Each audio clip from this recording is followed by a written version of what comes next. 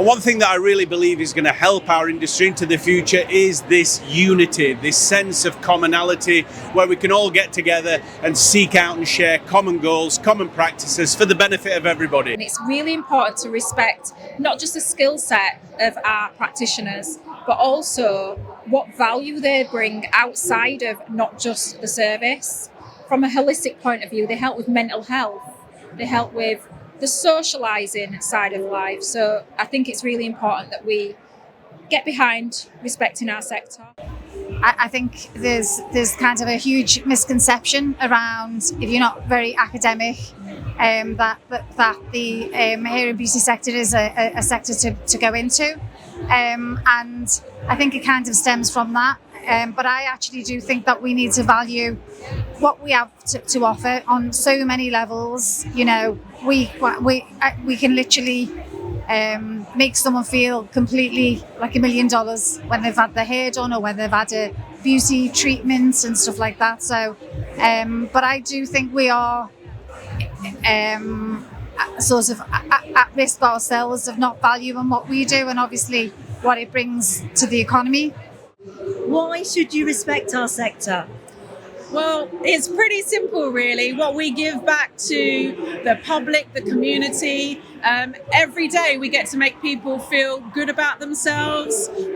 We have a huge percentage of female entrepreneurs in leadership, doing the hair, educate, providing jobs for future generations. I believe that we need to support the Respect Our Sector campaign for a number of reasons.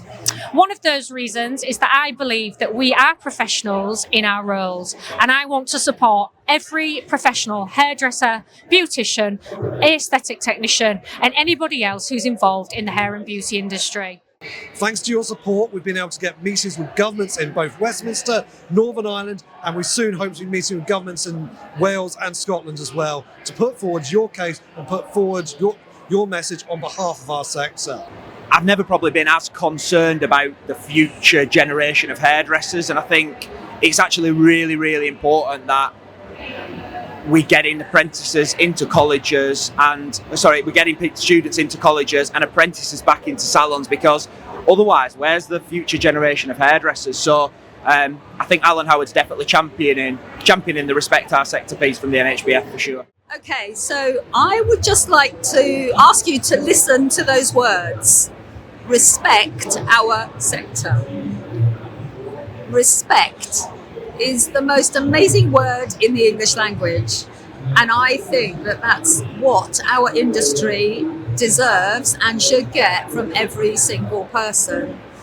We are the most creative, exuberant, out there industry in the whole world.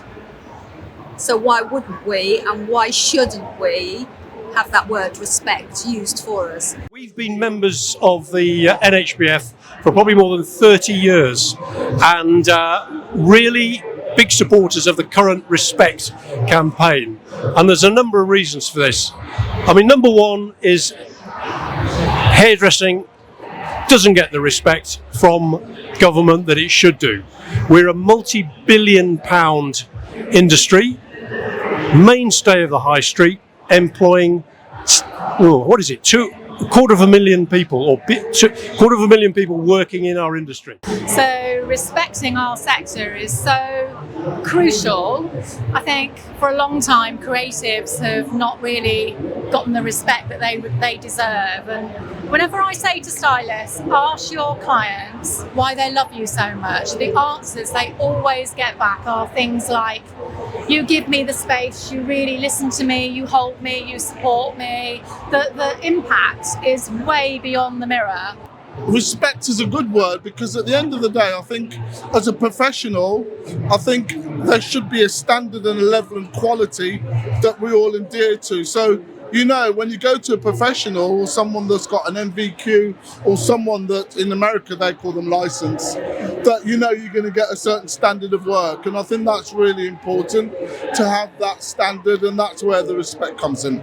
We train just as long as any other tradesman. We don't get the same level of sort of respect. And a lot of people seem to think that hairdressing is something you do and you don't have any other choice. Like, it's like, you're not academic, you're not this, you're not that, so go do hairdressing and see how that works out. And I think that's such an awful thing. I remember when I first became a hairstylist and I went to college for my interview, and they looked at the fact I'd done my A-levels and things like that, and a hairdressing tutor at that college was sat in front of me and said, "Why do you want to become a hairdresser? You're too smart." And I was like, I don't really know what does that mean? Like, I really don't understand, because we use science every day. Like, chemistry is a big part of what we do, biology, maths, everything. And we have to be, we are smart people and we're amazing. So I just think that perception really needs to change, and it just add some value to who we are as an industry. I think people should respect the hairdressing industry because it employs so many creative people. For instance, I went to art college, and the creativity of being in an atmosphere where you're influenced by fashion, by world affairs even, and I think hairdressers. They tap into that, and it's become a very important part of the beauty industry.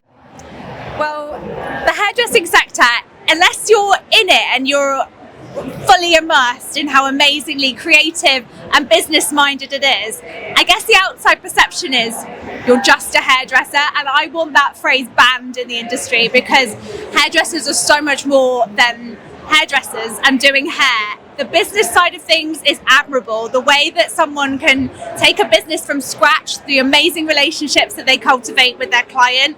There's no other industry like it, and hairdressers give back so much to their clients, to each other. So in a way, we're always trying to make sure people understand how important we are, because it takes a lot of training from an apprenticeship. It takes a lot of hard work in respect of if you open up your own salon. Most of us are properly insured.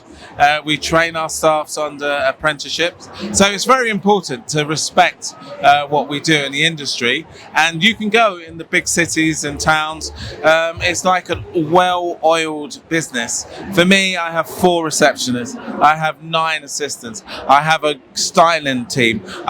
Meaning just cutting. I have a colouring team. I have a bridal team. I have an afro team. It's amazing, and that's the scale of the business. Well, I think for many, many years, the hair and beauty industry has been hugely underestimated. People need to recognise the massive contribution to GDP in the UK that these sectors have, and just really the opportunities that exist. They're so far-reaching, and just because the value of the industry, the opportunities that are available, the massive, massive contribution to GDP in the UK, it's off the scale, isn't it?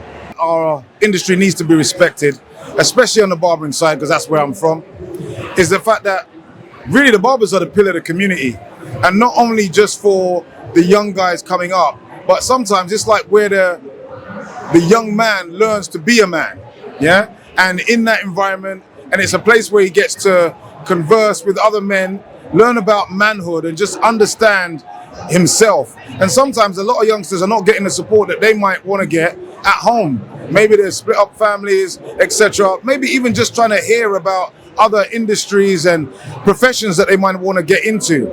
And the main thing I would say is really just the support for men in general, just for a place for where a man's voice can be heard. As you can see here today, we have thousands and thousands of professionals from both the hair and the beauty industry delivering exceptional care, excellence in results. And it's an industry that combined now is greater than the UK's hospitality industry, but seems to be, in some of the political and the public eye, a little cottage industry. It's not. These are true professionals looking to provide excellent service to their customers and give them what they want. So I think it's about time that that recognition was seen and heard by all aspects of our society.